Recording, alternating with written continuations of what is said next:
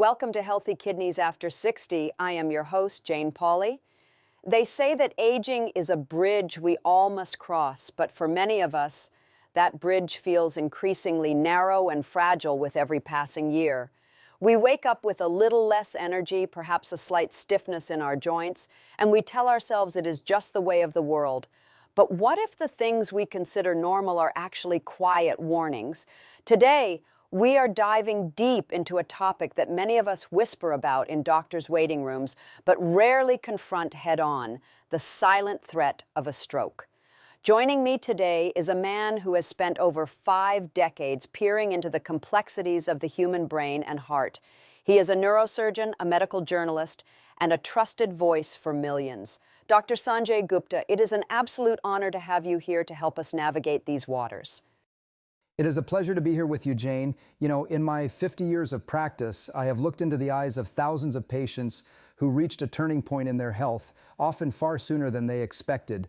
Being here on Healthy Kidneys after 60 feels special because the kidneys, the heart, and the brain are all part of one continuous flowing system. When we talk about stroke, we aren't just talking about a sudden medical accident.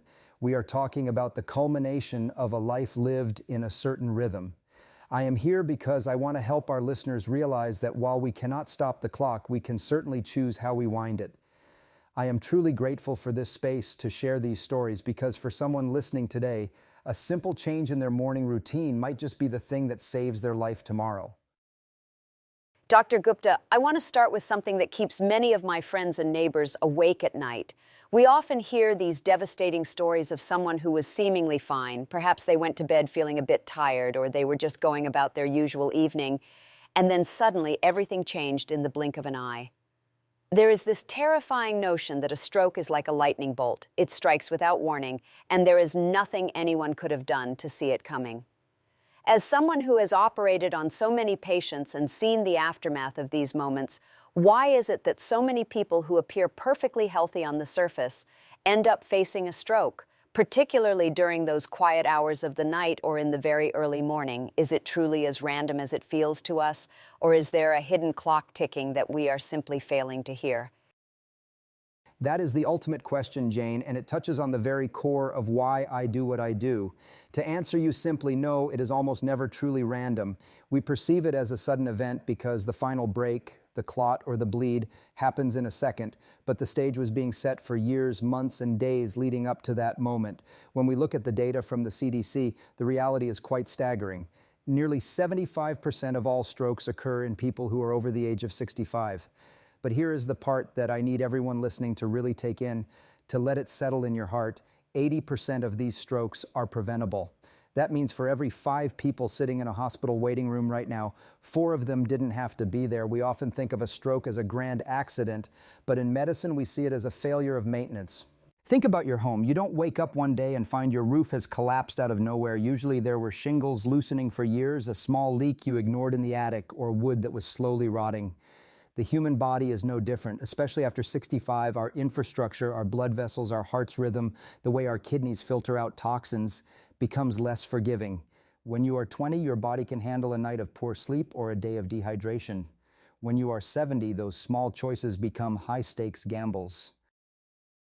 It is a sobering thought to realize that 80% of this pain could be avoided. It shifts the perspective from being a victim of fate to being someone who has a degree of control. But for many of us, that control feels overwhelming because we don't know where the leaks are. We wake up, we have our coffee, we try to stay active, yet the fear remains. If most of these events aren't accidents, what are the subtle things happening in our kitchens or our bedrooms that are actually pushing us toward that cliff? You mentioned that it starts with the choices we make in the morning. For those of us who feel like we are doing our best, what are we missing? What is the invisible danger that an average person over 60 encounters before they've even finished their first cup of tea? You've hit on the most important transition in a person's health journey, Jane. It's the transition from doing what I've always done to doing what my body needs now. The danger is often hidden in the word routine. We have routines we've followed for 30 or 40 years, and we assume they still work. But after 65, the biology of the body changes. Your blood vessels become a bit stiffer, a condition we call atherosclerosis, and your kidneys don't process salt or water with the same efficiency they once did. So when you wake up in the morning, your body is already in a state of vulnerability. You've been fasting for 8 hours, you're likely dehydrated, and your blood pressure naturally begins to rise as your body prepares for the day. If your routine involves jumping out of bed, skipping water, and heading straight for a high-stress activity or a heavy, salty meal, you are essentially redlining an engine that hasn't been lubricated yet. We see so many strokes in the morning because that is when the physiological stress is highest. People think they are fine because they don't feel sick. But high blood pressure doesn't usually have a feeling. High cholesterol doesn't have a feeling. These are silent architects of a stroke. The most dangerous thing a person can do is equate the absence of pain with the presence of health. We have to stop waiting for a sign and start building a fortress through our daily habits. It starts with understanding that every glass of water, every walk, and every meal is either a brick in that fortress or a crack in the foundation. Throughout this conversation, I want to show you that the path to safety isn't paved with expensive machines or complex surgeries. It's paved with the simple, intentional choices you make in your own home, starting the moment you open your eyes. Dr. Gupta, it is so true what you said about the absence of pain, not meaning we are healthy. I often talk to seniors in my community who have this very quiet, resigned way of looking at their health, where they just shrug and say that getting weaker or feeling a bit dizzy is just part of the bargain of growing old. It is as if they have accepted a lower quality of life because they think the clock is simply running out. How do we break through that wall of acceptance? And could you tell us about a time when you saw that specific mindset lead someone right into the danger zone without them even realizing they were in trouble?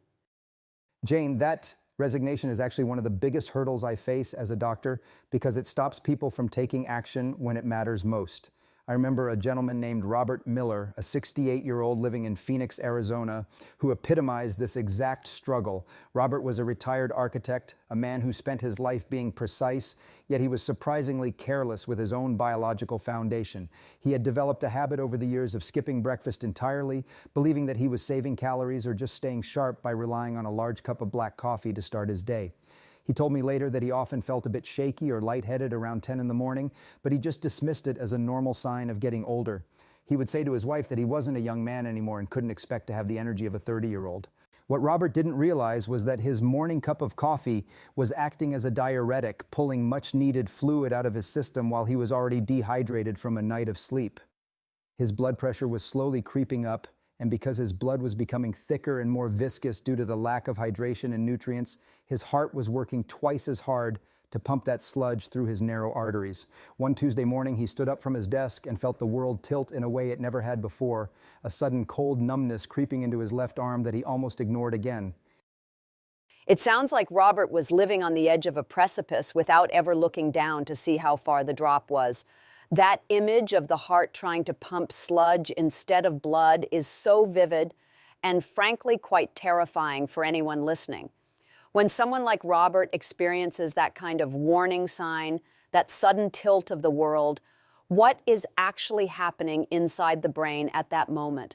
And why is the decision to skip a simple meal like breakfast such a critical failure for a 68-year-old body compared to a younger person? When the world tilted for Robert, it was his brain screaming for oxygen that it wasn't receiving. In a younger person, the blood vessels are like flexible rubber hoses that can expand to accommodate changes in pressure, but for Robert in Phoenix, his vessels were more like old brittle pipes. By skipping breakfast and only drinking coffee, he was forcing his body to run on stress hormones like cortisol and adrenaline just to keep his blood sugar stable. This created a spike in his blood pressure that, combined with his thickened blood, almost caused a permanent blockage in a small vessel in his brain. It was a transient ischemic attack, or a mini stroke. He was incredibly lucky because that numbness in his arm was a final warning shot before a massive stroke occurred. Robert eventually admitted to me that he felt he was being a burden by complaining about small dizzy spells, so he kept quiet. This is the tragedy I see so often. We think being strong means staying silent about our symptoms, but in reality, being strong means acknowledging that your body is a complex machine that needs fuel and water to function. After that incident, Robert changed everything. He started eating a balanced breakfast with whole grains and fruit, and he prioritized water over that second cup of coffee. He told me months later that he felt more energetic at 68 than he did at 60. It proved to him and to me that accepting weakness as a part of aging is a choice, not a destiny. You are not just getting old, you are often just underfueled and overstressed, and that is a state we can absolutely change if we stop ignoring the quiet whispers of our bodies. That story of Robert really drives home how the simplest morning habits can be a matter of life and death. But it makes me wonder about the people who are actually trying to do the right thing, the ones who make sure they eat breakfast every single morning because they want to stay healthy.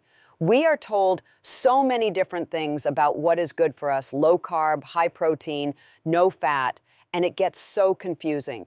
Is it possible that even when we think we are eating a healthy breakfast, we might actually be contributing to that internal inflammation you mentioned earlier? And what should we really be looking for on our plates to protect our brains? You are touching on a very frustrating reality for many seniors, Jane.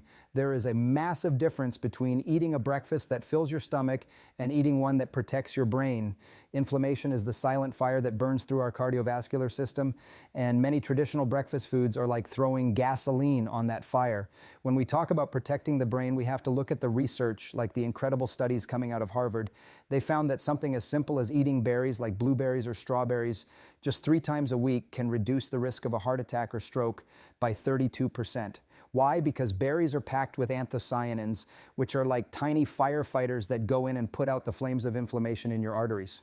I often tell my patients that if they want to save their lives, they need to stop looking at food as just calories and start looking at it as medicine. For example, adding a tablespoon of ground flaxseed or chia seeds to your morning bowl might seem insignificant, but those tiny seeds are some of the richest sources of omega-3 fatty acids.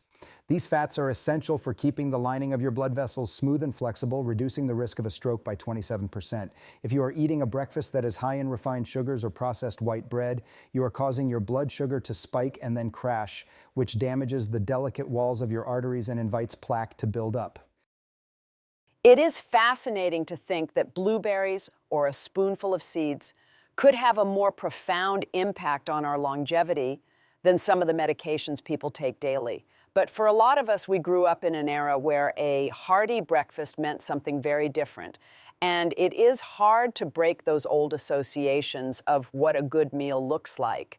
If we were to look into your kitchen or the kitchen of someone who truly understands this science, what would a brain-shielding breakfast actually look like in practice? And how does it prevent that inflammation from taking hold throughout the rest of the day? It is about creating a steady, slow release of energy rather than a violent spike.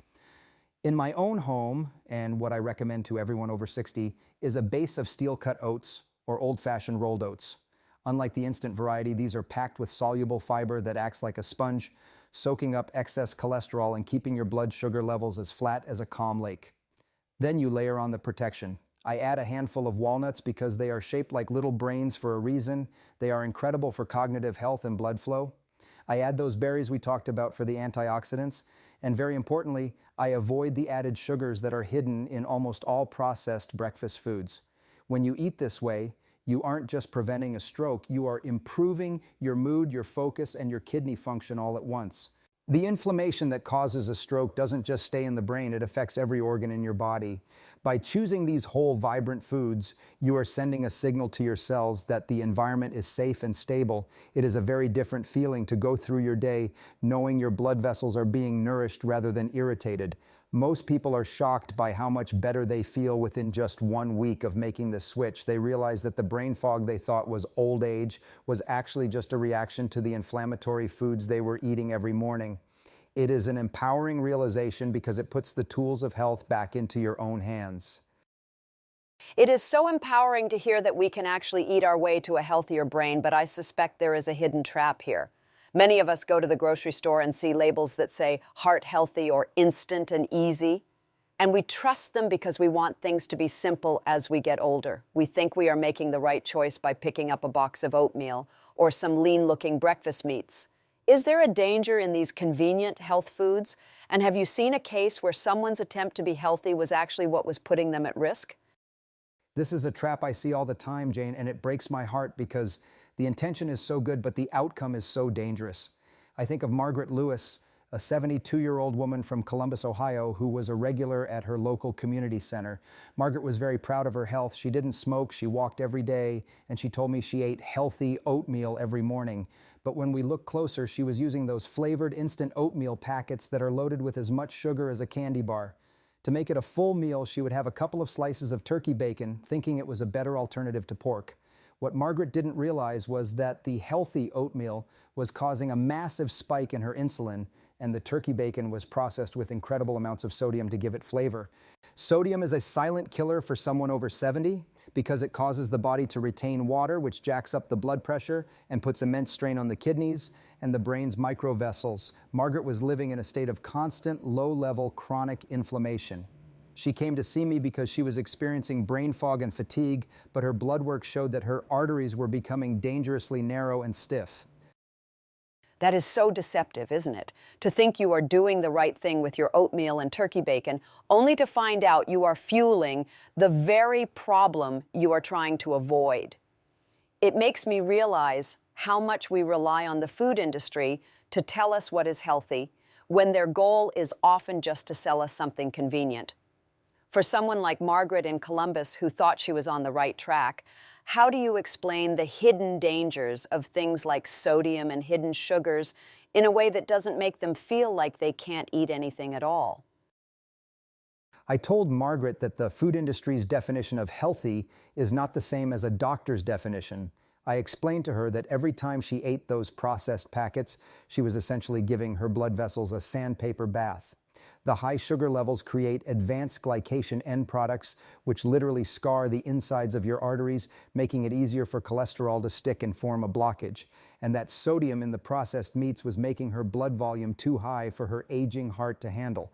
I asked her to try an experiment, switch to plain oats that she could sweeten herself with a bit of cinnamon or a few pieces of fruit, and replace the processed meats with a hard-boiled egg or some plain Greek yogurt. The change in Margaret was nothing short of miraculous. Within 3 weeks, her blood pressure dropped significantly, and that fog she thought was just her age lifted completely. She told me she felt like someone had finally turned the lights on in her head. The lesson from Margaret's story is that if a food comes in a package with a long list of ingredients you can't pronounce, it is probably not healthy for a 72-year-old brain. We have to get back to the basics, one-ingredient foods. An egg is an egg, an oat is an oat, a blueberry is a blueberry. When you simplify your plate, you simplify your health and drastically reduce the chances of a catastrophic stroke. Margaret is still living in Ohio today, vibrant and active, and she often tells her friends that the most dangerous thing in her kitchen wasn't the salt shaker, but the labels she didn't know how to read. We have talked so much about food, but there is another vital element that I think most of us take for granted, and that is water. I know so many people my age who say they just don't feel thirsty as often as they used to, so they might only drink a couple of glasses a day, or they replace water with tea or juice. It seems so harmless, but you have mentioned that hydration is actually a pillar of stroke prevention. Why is it that something as simple as water is so frequently overlooked? And what is the real connection between a glass of water and the thickness of our blood as we age? Water is truly the most undervalued medicine in the world, Jane. There was a study published in the Stroke Journal that found more than 60% of patients admitted for an ischemic stroke were significantly dehydrated at the time of the event. Think about that. Over half of them. As we get older, our body's thirst mechanism actually begins to fail. The part of the brain that tells you, hey, you need to drink, becomes less sensitive, so you can be dangerously dehydrated without ever feeling thirsty. This is a recipe for disaster. When you are dehydrated, your total blood volume decreases, but the number of red blood cells remains the same. This makes your blood thicker, stickier, and much more likely to form a clot. If that thick blood has to travel through an artery that is already narrowed by plaque, it is like trying to push molasses through a needle. It only takes one tiny clot to lodge in a vessel in the brain to change your life forever. I always tell my patients, don't wait until you are thirsty to drink water. By the time you feel thirst, you are already dehydrated. It is a bit frightening to think that our own brains might be failing to give us the signal we need to stay safe. I can imagine many people listening are thinking, I drink coffee, I drink diet soda, I drink juice, doesn't that count? We often feel like any liquid is better than nothing, but I have a feeling You are going to tell us that not all fluids are created equal when it comes to keeping our blood flowing smoothly. How do we make sure we are actually hydrating our cells and not just passing liquid through our systems? You are absolutely right, Jane. Many of those drinks, especially those with caffeine or high sugar content, can actually act as diuretics, which means they end up pulling more water out of your body than they provide. If you want to protect your brain and your kidneys, there is no substitute for pure, clean water. I suggest a simple habit: drink a full glass of water as soon as you wake up to replace what you lost during the night, and have another glass before every meal. This not only hydrates your blood, but also helps with digestion and keeps your kidneys flushing out the toxins that can lead to inflammation. If you find plain water boring, add a slice of lemon or some cucumber, or switch to a caffeine-free herbal tea. The goal is to keep the river of your bloodstream flowing at a healthy, steady pace. I've seen patients who were struggling with chronic headaches, dizziness, and even minor heart palpitations find total relief just by increasing their water intake. It is the cheapest, most effective way to lower your stroke risk. When your blood is well hydrated, it moves easily, it carries oxygen efficiently, and it puts far less strain on your heart. It's a simple act of self-care that pays massive dividends in your long-term health. I tell everyone, your blood vessels are like a garden. Without enough water, the plants wither and the soil cracks. Keep your internal garden watered, and your brain will thank you for it. That garden metaphor is so beautiful and so accurate. But even with the best habits, we know that our bodies can still face challenges. One of the most stressful things about getting older is trying to figure out which ache or pain is just a sign of age and which one is an emergency. We hear about the major signs of a stroke, like slurred speech or a drooping face, but I suspect there are much smaller, more subtle signals that we often dismiss because they don't seem dramatic enough to call a doctor about. Could you share a story about a patient who missed those subtle signs, and what should we really be looking for in our daily lives? This is where we have to become detectives of our own bodies, Jane. The signs aren't always a dramatic collapse. I remember Thomas Nguyen, a 78-year-old gentleman living in San Jose, California. Thomas was a very active man, loved gardening and spending time with his grandkids. He started experiencing these brief moments of dizziness, just a few seconds where he felt like he had to steady himself against a wall. He also noticed that he was feeling unusually tired in the afternoons, but he figured at 78, he was entitled to be a bit tired. He didn't have any pain, his speech was fine, and he could still move his arms perfectly. He told his family it was just old age catching up with him, but what was actually happening was that Thomas was chronically dehydrated, and those dizzy spells were TIA, transient ischemic attacks. They were tiny temporary blockages that were starving his brain of blood for just a few seconds at a time. His body was trying to warn him that a major event was coming, but because the symptoms went away quickly, he ignored them. It is so easy to see why Thomas would dismiss that. If it only lasts a few seconds and then you feel fine, you don't want to be the person who causes a scene or calls 911 for nothing. But in Thomas's case, those seconds were actually a countdown, weren't they? For our listeners in San Jose or anywhere else, what are the non-traditional signs that should make them stop and realize that their brain is in trouble, even if it doesn't look like the strokes we see on television? Exactly. Thomas was essentially ignoring a fire alarm because he couldn't see the flames yet.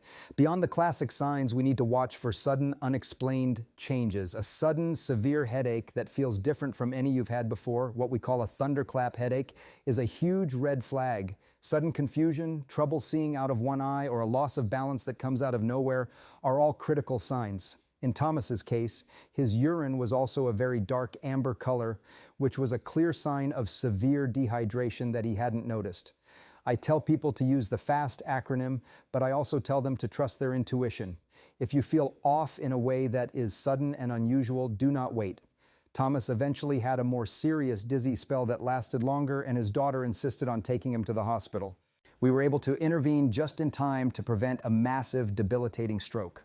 We found that his carotid arteries were significantly narrowed, and his thick, dehydrated blood was struggling to get through. We got him on a hydration plan, adjusted his diet, and performed a minor procedure to open the vessel.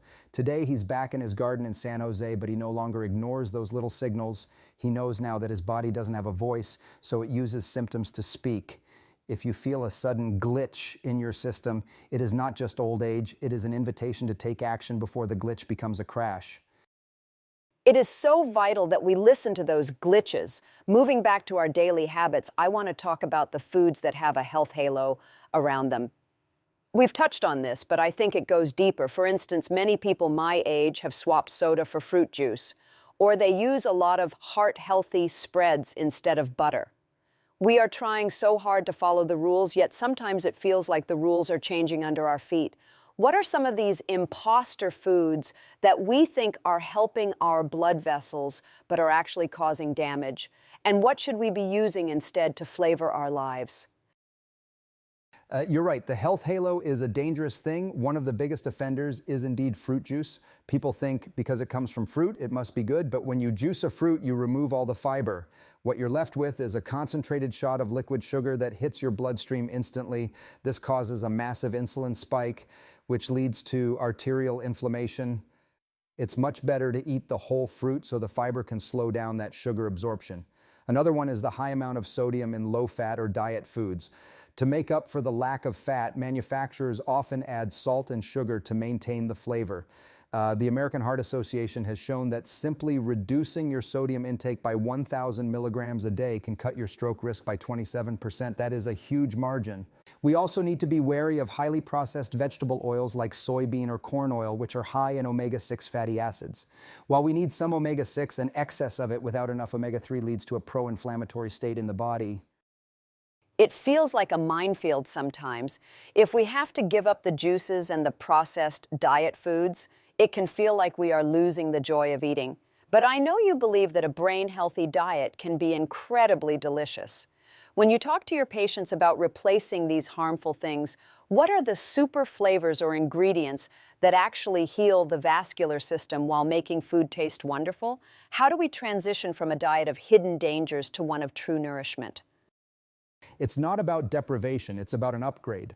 Instead of salt, I encourage people to use powerful herbs and spices like garlic, ginger, and turmeric. Turmeric contains curcumin, which is a potent natural anti-inflammatory that helps protect the lining of your blood vessels. Garlic has been shown to help keep arteries flexible and can even slightly lower blood pressure. Instead of those processed oils, use extra virgin olive oil. It's the cornerstone of the Mediterranean diet for a reason, as it's packed with polyphenols that protect your heart and brain. If you want something to drink, switch to green tea, which is loaded with catechins that improve blood flow and vascular function. I tell my patients to think of their kitchen as a pharmacy. When you use turmeric or olive oil, you aren't just seasoning your food, you are prescribing yourself a dose of heart protection. Once you get used to the vibrant, real flavors of herbs and whole foods, the processed stuff starts to taste artificial and overly salty. It's a transition that doesn't just save your life, it actually awakens your palate. You start to enjoy the true taste of a vine-ripened tomato or a piece of wild-caught salmon, and you realize that you aren't missing out on anything. You're gaining a whole new level of vitality. It really is an awakening, both for the palate and the spirit. But I want to address something that many seniors face, and that is the feeling of being overwhelmed. If you are 80 years old and you live alone or you have limited mobility, the idea of a complete lifestyle overhaul can feel impossible. It's easy to think, well, I've made it this far, why bother changing now? I'd love to hear about someone who showed that it is never too late and that even the smallest, most manageable changes can have a massive impact on our safety and our hope for the future. Jane, I love that you brought this up because hope is a powerful clinical tool. I think of Eleanor Brooks, an 82-year-old woman from Portland, Oregon. Eleanor lived alone in a small apartment, and after her husband passed away, she became very sedentary. She spent most of her day sitting in her favorite chair, watching the news and eating simple frozen meals because she didn't have the energy to cook. She felt her world shrinking and her blood pressure was beginning to climb into a dangerous range. She told me she felt like she was just waiting for something bad to happen. But Eleanor made one small change. She joined a local Silver Sneakers walking group at a nearby park. At first, she could only walk for 5 minutes before needing to sit down, but she kept at it and she started paying just a little more attention to her hydration. She began drinking a glass of water before her meals and took a short 10-minute walk around her apartment complex after dinner. Eleanor's story is so relatable. That feeling of the world shrinking is something so many people experience as they lose loved ones or their physical strength. To go from that state of waiting for the end to actually taking those first 5-minute walks is a huge victory. What happened to Eleanor's health as she started these tiny movements? And why is that 10-minute walk after a meal so specifically beneficial for someone in their 80s who is worried about a stroke? The results for Eleanor were profound. That 10-minute walk after a meal is a biological hack. It helps your muscles soak up the glucose from your food, which prevents a large blood sugar spike. Those spikes are what damage the delicate lining of your brain's blood vessels. By walking just a little bit, Eleanor was smoothing out her blood sugar levels and improving her circulation. Within a few months, her blood pressure stabilized, but more importantly, her spirit returned. She found community in her walking group, which reduced her stress, and stress is a major trigger for inflammation and stroke. She told me that she stopped feeling like an old woman waiting to get sick and started feeling like a woman who was living her life. It's a reminder that our bodies are designed to move, no matter how old we are. Even if it's just stretching in your chair or walking to the end of the driveway and back, that movement sends a signal to your heart and brain that you are still in the game. Eleanor is now 85, still living in Portland, and she still takes those walks. She's a living testament to the fact that your 80s can be a time of growth, not just decline. It only takes one small step to start moving away from the edge of that cliff and back toward a life of meaning and health. Eleanor is such an inspiration. It really shows that the golden years don't have to be lived in fear. As we draw closer to the end of our conversation, I want to consolidate some of this wisdom. We've talked about food, water, and movement, but what about the things we do when we aren't awake? Sleep, for instance, or the way we monitor our own hearts. For someone sitting at home right now wanting to create a daily checklist for a stroke-proof life, what are the final essential pieces of advice you would give them to ensure their brain stays as sharp and healthy as possible? If I could give everyone a daily checklist, it would start with sleep. Research shows that maintaining a consistent sleep schedule can reduce your stroke risk by 22%. When you sleep, your brain has a specialized waste clearance system called the glymphatic system that literally washes away toxins and metabolic debris. If you aren't sleeping well, those toxins build up and cause inflammation. I also advise avoiding caffeine after 2 p.m. so it doesn't interfere with that deep restorative sleep. Another golden piece of advice is to learn how to check your own pulse or use a simple home heart monitor to look for atrial fibrillation or AFib. This is an irregular heart rhythm that is very common in seniors and is a leading cause of stroke because it allows blood to pool and clot in the heart. If you catch it early, it is very manageable with medication or lifestyle changes. Finally, stay socially connected. Isolation is as bad for your heart as smoking 15 cigarettes a day. Call a friend, join a club, or just talk to your neighbor. It is so interesting that you include social connection alongside things like sleep and heart monitoring. It reminds us that we are whole human beings, not just a collection of organs. When you look at the big picture of everything we've discussed, the water, the berries, the walking, the sleep, it seems like a lot, but it really boils down to being a good steward of this incredible gift we call a body. Is it truly possible for someone who has had a lifetime of bad habits to turn things around in their 70s or 80s? And how quickly does the brain begin to heal once we start giving it what it needs? It is absolutely possible, Jane. The human body has an incredible capacity for resilience, even in the later decades of life. The moment you start hydrating properly, your blood begins to thin and flow more easily. The moment you eat those antioxidants, your arterial inflammation begins to subside. The brain is neuroplastic, meaning it can still form new connections and improve its function well into our 90s. I've seen patients who were on the brink of disaster make these changes, and within weeks, their energy levels, their cognitive clarity, and their blood pressure readings improve dramatically. You aren't just slowing the decline. In many cases, you are actually reversing damage and building a buffer against future events. The most important thing to remember is that you are in the driver's seat. Your doctor can give you pills, but you are the one who chooses what goes into your mouth, how much you move, and how you care for your spirit. It is an act of profound self-love to protect your brain. It allows you to stay present for your grandchildren, to enjoy your hobbies, and to live with dignity. It is never, ever too late to start. Dr. Gupta, I cannot thank you enough for the light you have shed today. You have taken a topic that is often shrouded in fear and replaced it with a sense of agency and hope. It is so easy to feel like our health is a runaway train once we hit a certain age, but you've shown us that we have our hands on the brakes and the steering wheel. As we wrap up this episode of Healthy Kidneys After 60, if you could leave our listeners with just one final thought, one core truth to hold on to as they go about their day, what would it be? My final thought for everyone listening is this: your age is just a number, but your daily choices are your legacy. Do not let fear dictate your life. Let knowledge empower it. Every time you choose a glass of water over a soda or a handful of berries over a sugary snack, you are making a profound statement that your life is worth protecting. You are not just avoiding a stroke, you are choosing to be vibrant, to be present, and to be whole. It has been such a privilege to share these stories and these scientific truths with you, Jane. I hope that everyone listening takes just one thing from today, whether it's the water, the walk, or the berries, and starts it right now. Your future self will thank you for the kindness you show your body today. Thank you for having me, and thank you all for listening. It's been a true honor to be part of your health journey. Thank you, Dr. Gupta. Your words have truly touched us all. And to our listeners, thank you for spending this time with us on Healthy Kidneys After 60.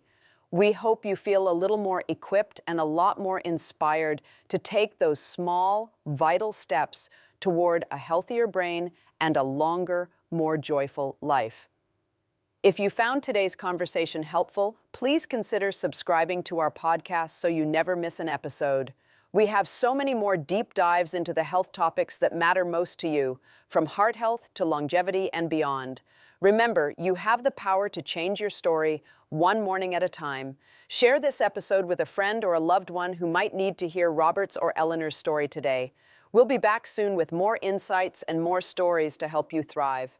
Until next time, I'm Jane Pauley, wishing you health, clarity, and peace. Take care of yourselves and keep moving forward.